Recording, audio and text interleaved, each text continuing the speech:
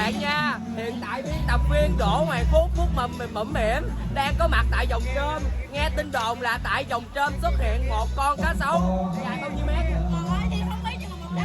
150 kg, cái gì à? Ở dưới Tân Thanh. Hiện tại là Phúc Mụm Mỉm đang có mặt tại vòng trơm và đây là những nhân chứng sống tại vòng trơm.